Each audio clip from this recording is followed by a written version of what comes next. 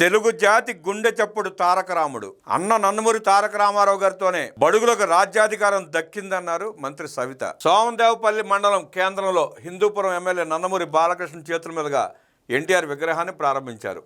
అంతకుముందు సోమదేవపల్లిలోని కొత్తపల్లి క్రాస్ నుంచి ఎన్టీఆర్ సర్కిల్ వరకు పెద్ద ఎత్తున నాయకులు కార్యకర్తలతో ర్యాలీగా వచ్చారు. అనంతరం ఏర్పాటు చేసిన సభలో మంత్రి సవిత మాట్లాడుతూ ఎన్టీఆర్తోనే బడుగులకు రాజ్యాధికారం ఏర్పడిందని, ఎన్టీఆర్ పేరే ఒక ప్రపంచం, ఆ పేరే ఒక చరిత్ర అన్నారు. తెలుగు జాతి ఉన్నంత వరకు ఎన్టీఆర్ చిరస్థాయిలో ఉంటారని, తెలుగోడి ఆత్మ గౌరవాన్ని నినాదంతో ఆనాటి ఢిల్లీ పెద్దలను గడగడలాడించారని గుర్తు చేశారు. నియోజకవర్గంలో ప్రతి మండల పంచాయతీ కేంద్రాల్లో ఎన్టీఆర్ విగ్రహాలు నెలకొల్పనున్నట్లు తెలిపారు. భారతదేశానికి స్వాతంత్రం వచ్చిన పేద బడుగు బలహీన వర్గాలకు రాజ్యాధికారంలో భాగస్వామ్యం కలగలేదన్నారు. అటువంటి సమయంలో అన్న ఎన్టీఆర్ టీడీపీని స్థాపించి వారిని రాజ్యాధికారంలో భాగస్వామ్యం చేశారన్నారు. సర్పంచులుగా, జడ్పీటీసీలుగా, జడ్పీ చైర్మన్లుగా, ఎమ్మెల్యేలుగా, ఎంపీలుగా, మంత్రులుగా ఎన్టీఆర్ అవకాశం ఇచ్చారు. బడుగుల బాంధవుడైన అన్న ఎన్టీఆర్ విగ్రహావిష్కరణకు రావడం తన జన్మ ధన్యమైందని ఆనందం వ్యక్తం చేశారు. విగ్రహాలను నియోజకవర్గ వ్యాప్తంగా మండల పంచాయతీ కేంద్రాల్లో